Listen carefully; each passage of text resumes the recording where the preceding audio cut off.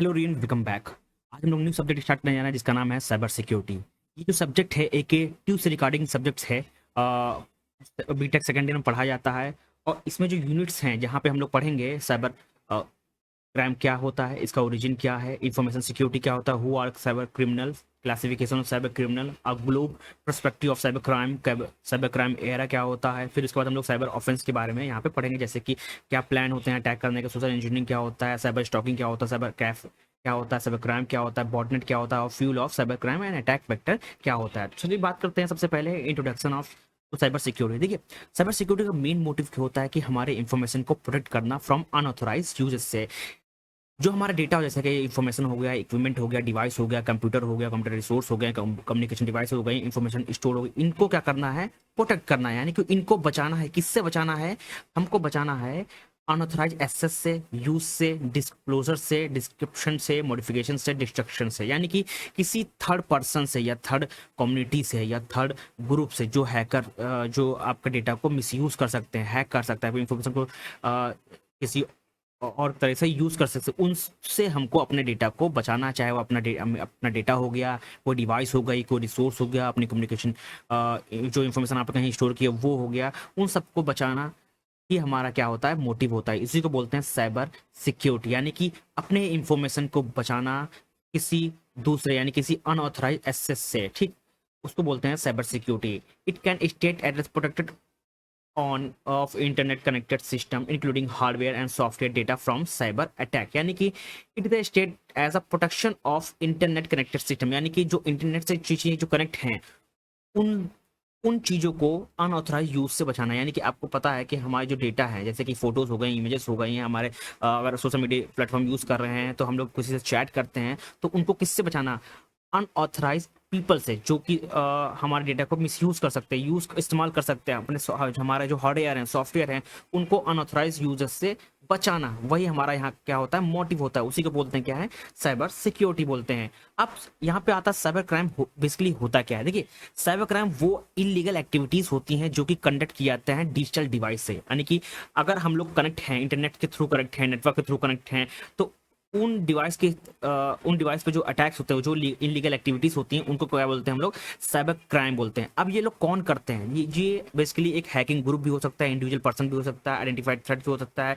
यहाँ पे आपको क्या होता है कि साइबर स्टॉकिंग का मतलब होता है यहाँ पे कि ऑनलाइन किसी को स्टॉक करना, ठीक है। फाइनेंशियल फ्रॉड भी हो सकता है, साइबर टेररिज्म भी हो सकता है। यहाँ पे ये सब क्राइम यहाँ पे इन्वॉल्व हैं। अब ये लोग कौन लोग करते हैं? देखिए, ये सिंगल पर्सन भी हो सकता है, एक हैकर ग्रुप भी हो सकता है, कम्युनिटी भी हो सकती है, ठीक, और अनऑथराइज पर्सन, और कह सकते हैं कि एक टेररिज्म अटैक भी यहाँ पे जो टेररिस्ट होते हैं वो भी यहाँ पे कर सकते हैं, जिनको नॉलेज होती है डिजिटल डिवाइस के बारे में, नेटवर्क के बारे में, इंटरनेट के बारे में, कैसे काम करता है, कैसे कम्युनिकेशन करता है, जैसे कैसे सिस्टम कम्युनिकेट करता है, और कैसे सॉफ्टवेयर यहाँ पे आपस में कम्युनिकेट करते हैं थ्रू इंटरनेट। तो यहाँ पे सारे क्राइम ये इन्वॉल्व हैं, जहाँ पे इलीगल एक्टिविटीज होती हैं थ्रू डिजिटल डिवाइस और नेटवर्क।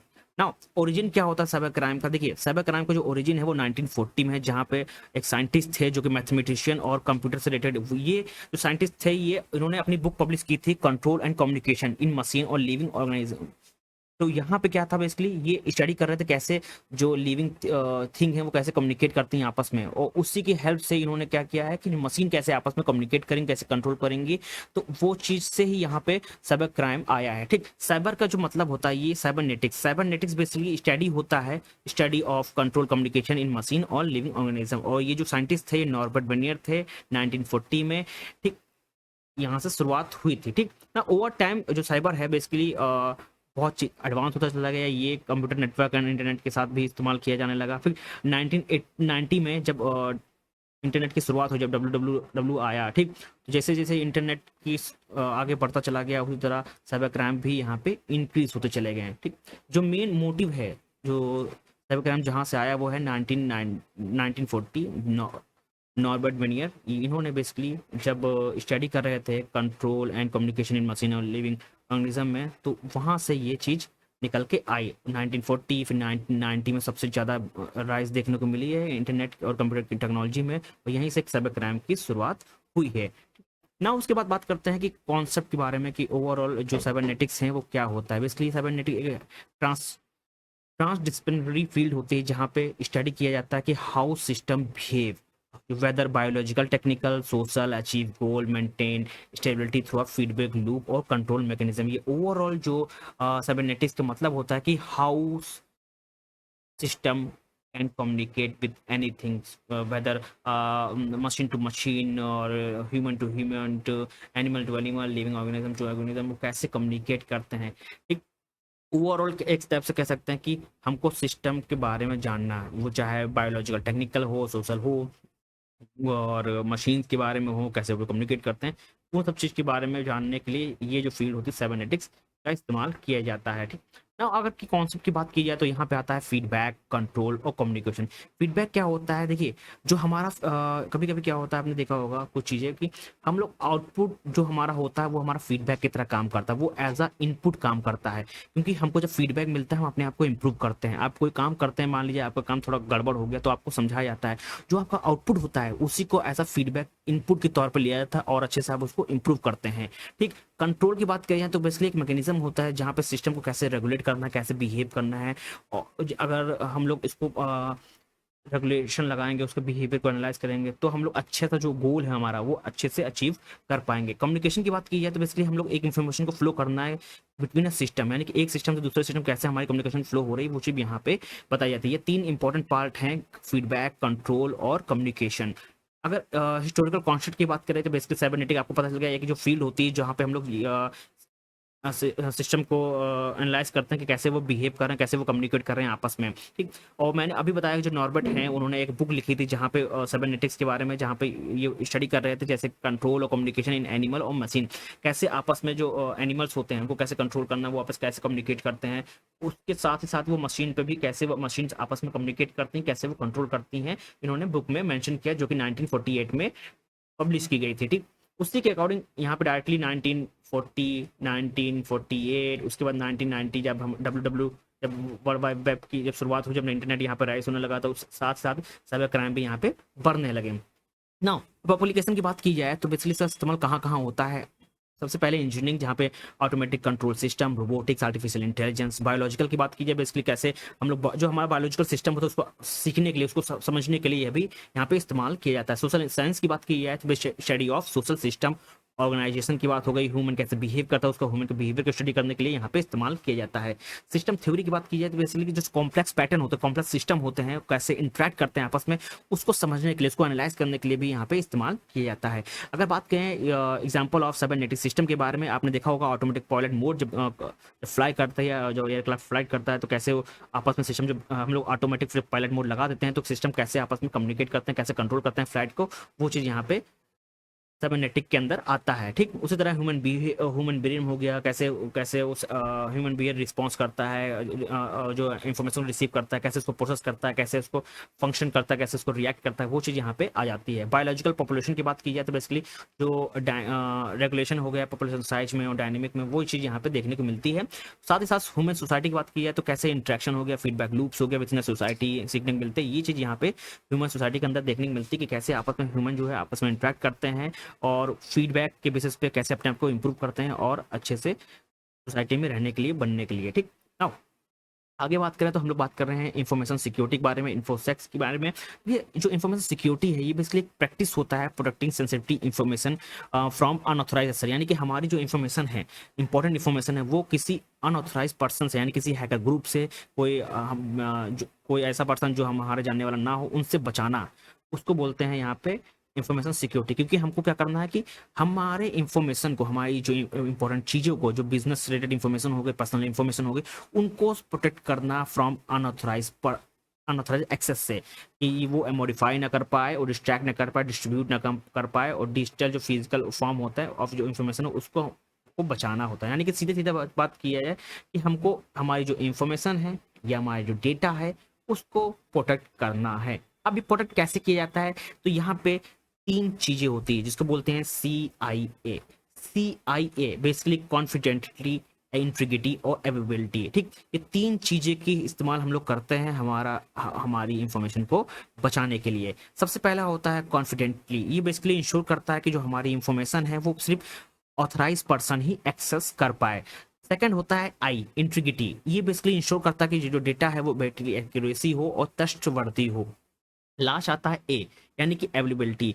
जब हमको हमारी इंफॉर्मेशन की जरूरत पड़े तब उसको हम लोग एक्सेस कर पाए, उसको बोलते हैं अवेलेबिलिटी। ये तीन चीजें बहुत ज्यादा इंपॉर्टेंट होता है हमारे डेटा को प्रोटेक्ट करना, नेटवर्क को प्रोटेक्ट करना, सिस्टम को प्रोटेक्ट करना फ्रॉम अनऑथराइज एक्सेस से, डेटा ब्रीच होने से, डेटा पे अटैक होने से।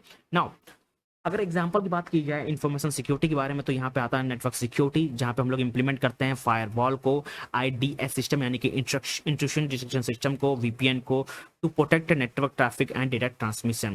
देन आता है डेटा सिक्योरिटी, जहाँ पे हम लोग इंक्रिप्शन लगाते हैं, हमारा माने कि हमारे डेटा को इनक्रिप्ट कर देते हैं कि कोई अनऑथराइज पर्सन इसको एक्सेस ना कर पाए और डेटा हमारा लॉस ना हो पाए। देन आता है एप्लीकेशन सिक्योरिटी, जहाँ पे हम लोग प्रोटेक्ट करते हैं सॉफ्टवेयर एप्लीकेशन को और अपनी एपीआई को फ्रॉम अनऑथराइज एक्सेस और मॉडिफिकेशन से।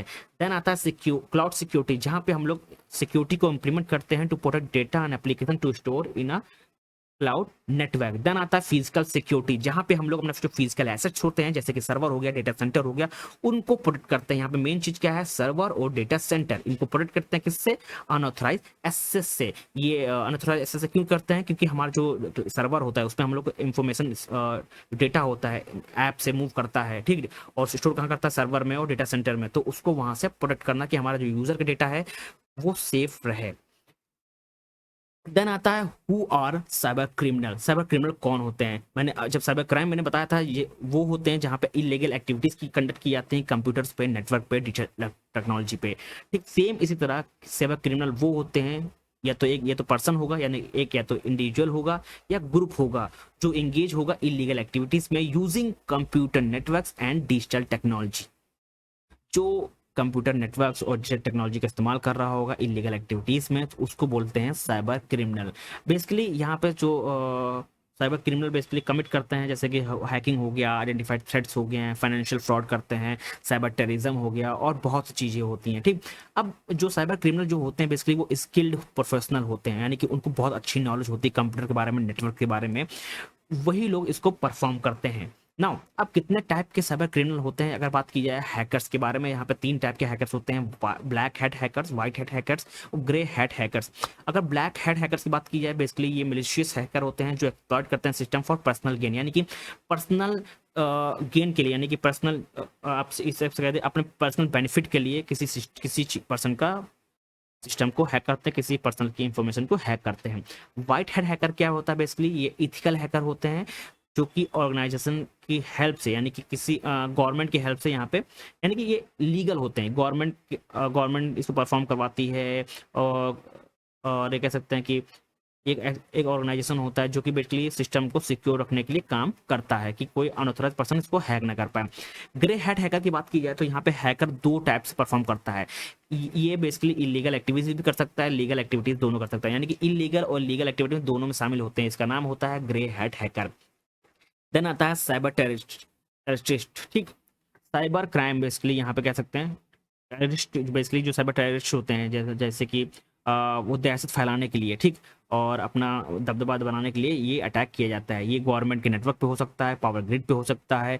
ये बेसिकली इसलिए किया जाता है कि लोगों के मन में दहशत बनी रहे, डर बना रहे। ठीक, देन आता है साइबर किडीज के बारे में, जहाँ पे इन एक्सपीरियंस इंडिविजुअल, यानी कि जो जो स्किल्स हैकर नहीं होते वो यहाँ पे परफॉर्म करते हैं विद द हेल्प ऑफ जो प्री मेड टूल्स होते हैं, यानी कि एक बने बनाए टूल्स होते हैं, उनका इस्तेमाल करते हैं आपके सिस्टम को हैक करने के लिए। देन आता है इनसाइडर थ्रेट, जहाँ पे एम्प्लॉयज को एसोसिएटेड क्या करते हैं, मिसयूज करते हैं देयर एक्सेस टू लीक, यानी कि एक कंपनी का बंदा ही, यानी कि एक कंपनी का एम्प्लॉय ही बेसिकली अपनी कंपनी की इंफॉर्मेशन को लीक करता है और अनऑथराइज पर्सन को एक्सेस दे देता है, उसको बोलते हैं इनसाइडर थ्रेट्स। देन आता है साइबर क्रिमिनल ऑर्गेनाइजेशन। यहाँ पे क्या होता है, लार्ज ग्रुप होता है जो कि इंगेज होता है साइबर क्राइम करने में, जहाँ पे फाइनेंशियल फ्रॉड होता है, आइडेंटिटी थ्रेट्स होते हैं और वेयर होते हैं। ये सब कौन परफॉर्म करता है, लार्ज ग्रुप बेसिकली यहाँ पे इंगेज होता है, यानी कि कह सकते हैं कि हंड्रेड्स ऑफ पीपल यहाँ पे एक टाइप पूरा जो ऑर्गेनाइजेशन होता है जो कि इलीगल एक्टिविटीज में शामिल होता है, वो यहाँ पे इस चीज़ों को परफॉर्म करता है। ठीक, ये बड़े स्केल पे होता है जहाँ की मिलियंस और बिलियंस ऑफ डॉलर यहाँ पे एक्सेस किए जाते हैं। ठीक, नाउ अब बात करते हैं classification of cyber crime. Basically वो अगर साइबर क्राइम की कैटेगरी बात की जाए तो बेसिकली दो टाइप से होते हैं, टारगेट और इंटेंट। ठीक, दोनों को बेसिकली यहाँ पे नीचे मैंने डिस्क्राइब किया है, एक एक करके हम लोग कवर करते हैं। सबसे पहले बात करते हैं साइबर क्राइम अगेंस्ट इंडिविजुअल। यहाँ पे बेसिकली पर्सनल इंफॉर्मेशन को टारगेट किया जाता है, ठीक, पर्सनल सिक्योरिटी, फाइनेंशियल सिक्योरिटी को बेसिकली यहाँ पे टारगेट किया जाता है। ये कैसे परफॉर्म करते हैं? आइडेंटिटी थ्रेट्स को, साइबर स्टॉकिंग को, फिशिंग अटैक करके, ठीक, और ऑनलाइन स्कैम करके यहाँ पे परफॉर्म किया जाता है। जैसे कि आपके मेल हो गया, लॉटरी स्कैम हो गया, जॉब स्कैम हो गया, आपको बोलते हैं कि आपकी जॉब लग गई है, आप इतना पैसा सेंड करिए, आपकी जॉब लग जाएंगे, आपको ऑफर लेटर आ जाएगा, ठीक। फेक मेल हो गया, मान लीजिए कि आपके मेल में कुछ एक लिंक डाल देते हैं, आप जब से लिंक को क्लिक करते हैं तो आपका सारा एक्सेस वहाँ पे चला जाता है। देन आता है साइबर क्राइम अगेंस्ट प्रॉपर्टी, ठीक। अब यहाँ पे जो अटैकर होते हैं वो क्या करते हैं कि डिजिटल एसेट पे अटैक करते हैं with the help of hacking और साइबर वैंडलिज्म, जहाँ पे वेबसाइट में कुछ चेंजेस कर लेते हैं और सॉफ्टवेयर को क्रैक कर लेते हैं, आपके कॉपीराइट इन्फ्रिंगमेंट के इस्तेमाल करते हैं। वो चीज़ कहाँ पे होते हैं? इसके अंदर होता है साइबर क्राइम अगेंस्ट प्रॉपर्टी, ठीक ना। देन आता है साइबर क्राइम अगेंस्ट ऑर्गेनाइजेशन, जहाँ पे डायरेक्टली बिजनेस को टारगेट किया जाता है, इंस्टीट्यूट को टारगेट किया जाता है, उनकी वेबसाइट को हो गया, उनके पर्सनल इंफॉर्मेशन हो गया, उन कंपनीज के एम्प्लॉयज की डिटेल्स को ब्रीच कर देते हैं, डेटा ब्रीच कर देते हैं, डेटा को पब्लिक कर देते हैं, वो सब यहाँ पे परफॉर्म किया जाता है। देन आता है गवर्नमेंट और नेशन, जहाँ पे बेसिकली टारगेट किया जाता है गवर्नमेंट के सिस्टम को, क्रिटिकल इंफ्रास्ट्रक्चर को और नेशनल सिक्योरिटी को यहाँ पे बेसिकली टारगेट किया जाता है। यहाँ पे अगर एग्जांपल के तौर पे बात की जाए तो साइबर वेलफेयर हो गया, साइबर टेररिज्म हो गया, जहाँ पे एक पैनिक मूड बनाने के लिए यहाँ पे किया जाता है कि गवर्नमेंट के इतना डेटा हो गया। आपने अभी कुछ हाल ही में सुना होगा कि आप आधार कार्ड का डेटा बहुत ज़्यादा लीक हो गया है, वो उसको पब्लिकली डार्क वेब पे बेचा जा रहा है, वो सब यहाँ पे परफॉर्म किया जाता है।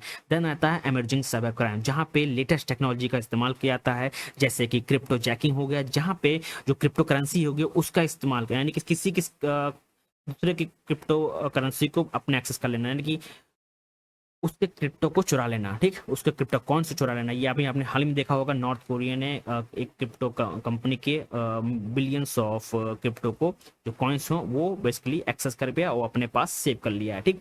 डीप फेक मैनिपुलेशन, यानी कि किसी की एआई जनरेटेड पिक, अभी बहुत ज़्यादा फ्रॉड चल रहा है ट्रेंडिंग में, किसी की इमेज किसी पे लगा के किसी को उसका वीडियो, यानी कि 18+ का वीडियो बना के उसको भेजा जा रहा है और उससे पैसे मांगे जा रहे हैं।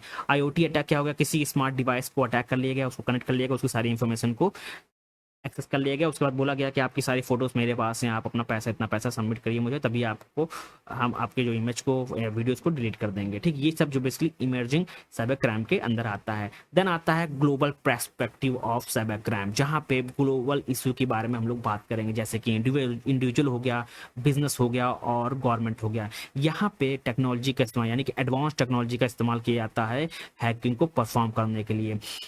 नाउ यहाँ पे बहुत चीज़ें होती हैं, जैसे कि cross border nature of cyber crime, जहाँ पे बेसिकली क्रिमिनल को ट्रैक करना बहुत ही प्रॉब्लम होती है, क्योंकि अगर अटैक इंडिया में हो रहा है और जो अटैकर बैठा हुआ है यूएसए में बैठा हुआ, तो बहुत ज़्यादा प्रॉब्लम आती है, क्योंकि ये बॉर्डर क्रॉस हो रहा है, ये बॉर्डर यहाँ पे क्रॉस किया जा रहा है, यहाँ पे प्रॉब्लम आती है, क्योंकि ये इंडिया का लॉ कुछ और होता है और यूएसए का लॉ कुछ और होता है, तो बहुत ज़्यादा प्रॉब्लम यहाँ पे फेस करने को पड़ती हैं, ठीक। तो उसी रिगार्डिंग यहाँ पे बनता है the growing of cyber crime threat, जहाँ पे बैंक्स हो गया, इवन गवर्नमेंट हो गया, डेली अटैक यहाँ पे फेस करते हैं, ठीक। अगर SaaS की बात की जाए, cyber crime as a service की बात की जाए, जहाँ पे जो डार्क वेब प्लेटफॉर्म है उसका वो बेसिकली वहाँ पे इस्तेमाल करते हैं हैकिंग टूल्स को सेल करने में, ठीक। फाइनेंशियल लॉस की बात की जाए तो ग्लोबल इकोनॉमी की बात की जाए, ट्रिलियंस ऑफ डॉलर के बेसिकली एनुअली यहाँ पे साइबर क्राइम होते हैं, बहुत ज़्यादा यहाँ पे बढ़ते चले जाते हैं। अगर नोटेबल साइबर क्राइम की बात की है तो यहाँ पे रनस्फेयर अटैक्स हो गया, डेटा ब्रीच हो गया, फिशिंग, सोशल इंजीनियरिंग हो गया, इसका बहुत ज़्यादा इस्तेमाल हो रहा है सोशल इंजीनियरिंग का। अब सोशल इंजीनियरिंग कैसे वर्क करती है वो समझिए, यानी कि एक पर्सन है, आपके घर में एक छोटा सा बच्चा है और एक अटैकर ने कॉल किया, ठीक, कि बोलता है कि मैं आपके रिलेटिव बोल रहा हूँ, ये बोल रहा हूँ, ठीक, आप ओटीपी आ गया, ओटीपी बता दीजिए। और कभी कभी बोलते हैं कि मैं आपके जीजा बोल रहा हूँ या आपके भाई का दोस्त बोल रहा हूँ, मुझे इतना पैसा सेंड कर दीजिए। तो क्या होता है कि एक पर्सन को उसके बिहेवियर समझ लिया, अगर उसका बड़ा सॉफ्ट हार्ट है, तो उसको बेसिकली इजिली अटैक कर लिए किया जाता है, किसकी हेल्प से? सोशल इंजीनियरिंग की हेल्प से, ठीक। अभी ये अटैक बहुत ज़्यादा यहाँ पे चल रहा है, ट्रेंडिंग चल रहा है अभी इस समय मार्च 2025 के मंथ में। स्टेट स्पॉन्सर साइबर अटैक, यानी कि बेसिकली जो गवर्नमेंट बेसिकली यहाँ पे प्लान करती है स्पाई करना किसी अदर नेशन में, ठीक। Now international cyber security law और कॉपरेशन की बात की जाए तो बेसिकली हर कंट्री के डिफरेंट डिफरेंट यहाँ पे लॉ हैं, प्रोटेक्शन रूल रेगुलेशन है यहाँ पे। जैसे कि अगर बात की जाए बड्डेस कन्वेंशन ऑन साइबर क्राइम, जहाँ पे फर्स्ट इंटरनेशनल ट्रीटी साइन हुआ था टू एड्रेस साइबर क्राइम के बारे में। अगर GDPR की बात की है, जनरल डेटा प्रोटेक्शन रेगुलेशन के बारे में, जहाँ पे EU law protection user data है, जहाँ पे इंटरपोल और यूरोपियन पोल की बात की है, जहाँ पे cross border cyber crime investigation यहाँ पे परफॉर्म की जाती है। नाउ अगर आगे मूव करें तो साइबर क्राइम एरा की बात की जाए कि एरा का मतलब क्या, नेटिजन क्या बात हो रही है इंटरनेट के बारे में। इसका मतलब होता है इंटरनेट कैसे अपना डेटा को प्रोटेक्ट किया जाए इंटरनेट से, ठीक। इंटरनेट क्राइम होने से तो हम लोग सबसे पहले अपना पासवर्ड को अच्छे से स्ट्रॉन्ग कर सकते हैं, कॉम्प्लेक्स पैटर्न इस्तेमाल कर सकते हैं, MFA यानी कि मल्टी फैक्टर ऑथेंटिकेशन का यहाँ पे इस्तेमाल कर सकते हैं। देन आता है अपने ब्राउजर को सेव करना, ठीक। HTTPS का इस्तेमाल कर सकते हैं क्योंकि जो S लगा होता है उसका मतलब होता है सिक्योरिटी, ठीक। अपने पर्सनल डेटा को प्रोटेक्ट कर सकते हैं, फाइनेंशियल इन्फॉर्मेशन को प्रोटेक्ट कर सकते हैं, किसी को अपनी फाइनेंशियल डिटेल्स सोशल मीडिया पे शेयर नहीं करें, ठीक। अपने सॉफ्टवेयर को अपडेट रखें, सिक्योरिटी टूल्स का इस्तेमाल करें, फायरवॉल्स का इस्तेमाल करें। अगर रिकग्नाइजेशन अवॉइड स्कैम की बात करें, फिशिंग ईमेल हो गए, फेक जॉब ऑफर हो गए, उन पर क्लिक मत करें। अपनी डिवाइस को सिक्योर करें, पब्लिक वाईफाई का इस्तेमाल ना करें। Be aware report subscription activity, यानी कि कभी कभी ने देखा होगा कि बहुत इजीली से आपको टारगेट करता है, आपको मैसेज आ जाता है तो उस पर आप क्लिक कर देते हैं, लिंक आता है, ठीक। बहुत इजीली से आप बहुत जल्दी टारगेट हो जाता है, ठीक। कभी कभी होता है कि आपके फ्रेंड के नाम से व्हाट्सएप आता है, उसमें कोई लिंक होता है या वीडियो होता है, जैसे क्लिक करते हैं तो आपका बेसिकली मोबाइल को डायरेक्टली वो एक्सेस कर लेते हैं, ठीक। नाउ अब बात करते हैं साइबर ऑफेंस के बारे में कि कैसे जो साइबर क्रिमिनल होते हैं कैसे प्लान करते हैं। देखिए ये ओवरऑल 5 स्टेप होते हैं, जहां पे सबसे पहले आपकी इंफॉर्मेशन को क्या करते हैं, गैदर करते हैं कि आपकी इंफॉर्मेशन, मान लीजिए एक लड़का है XYZ, इसकी इंफॉर्मेशन को ऑनलाइन सर्च किया जाता है, ऑनलाइन प्लेटफॉर्म से मल्टीपल चीज़ों से आपकी इंफॉर्मेशन को निकाला जाता है। उसके बाद इस पे अटैक किया जाता है, इसकी वेबसाइट्स पे हो गया, इसके सोशल मीडिया पे हो गए, इसके व्हाट्सएप से हो गया, इसका मेल पे अटैक किया जाता है, किसी तरीके से कहीं पे क्लिक कर दे। अगर ये क्लिक कर देता है तो बेसिकली XYZ के मोबाइल पे, उसके डिवाइस पे यहाँ पे एक्सेस मिल जाता है हैकर को। उसके बाद क्या करते हैं, प्रिविलेज एक्सलेशन। यहाँ पे क्या होता है कि ये राइट टाइम होता है उसकी वीकनेस को पता करना, वीकनेस को जैसे पता कर लेते हैं उसके सिस्टम पे अटैक कर लेते हैं और ओवरऑल इंफ्रास्ट्रक्चर यानी कि उसके डिवाइस पे कंट्रोल पा लेते हैं। उसके बाद धीरे धीरे अटैकर जो क्या करता है, प्लान करता है, उसके इंफॉर्मेशन को निकालने लगता है, उसके डेटा को स्टील करने लगता है और बैंक की डिटेल निकालने लगता है, उसकी इमेजेस निकालने लगता है और उसी हिसाब से उसकी अगर आप इमेज पा लेता है तो उसकी फेक इमेज बना लेता है, फेक वीडियोस बना देता है। और आपने देखा होगा कि जो अभी आप क्राइम देखा होगा, बहुत से लड़कियों के फेक इमेजेस के से निकाल के वीडियो बनाए गए हैं, ठीक, और उनको फिर ब्लैकमेल किया गया है, तो वो सब यहाँ पे परफॉर्म किया जाता है। कवरिंग ट्रैफिक ट्रैक और एक्सफिल्ट्रेशन की बात की जाए तो बेसिकली जो साइबर क्रिमिनल होते हैं वो बेसिकली VPN का इस्तेमाल करता है, इनक्रिप्ट ट्रैफिक का इस्तेमाल करते हैं टू अवॉइड डिटेक्ट, यानी कि अपने आप को छुपाने के लिए, अपने आप को डिटेक्ट ना करने के लिए बेसिकली इसका इस्तेमाल करते हैं कि अपने जो नेटवर्क हो उसको प्रोटेक्ट करते हैं। और ये सब कहाँ होता है, ये सब नेटवर्क के थ्रू होता है और आपकी इंफॉर्मेशन को ये लोग बेचते हैं डार्क वेब पे, जहाँ पे बहुत अच्छा इनको पैसा मिलता है। ये 5 स्टेप होते हैं जैसे आप के सिस्टम को एक्सेस करना हैकर के थ्रू, ठीक। सबसे पहले आता है कि आपके इंफॉर्मेशन को गैदर किया जाता है, देन उसमें एक्सेस किया जाता है, उसके आपके सिस्टम को एक्सेस किया जाता है with the help of malware, Trojan और स्टोलन क्रेडिट की।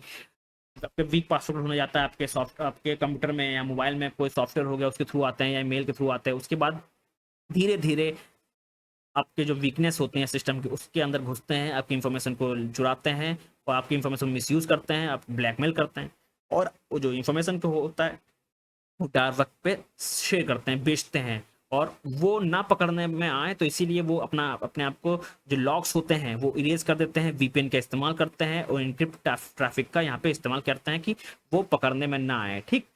Now move to the next topic, crafting और डिस्क्रिप्शन सोशल इंजीनियरिंग। ये हम लोग नेक्स्ट वीडियो में पढ़ेंगे, तब तक के लिए थैंक यू एवरीवन।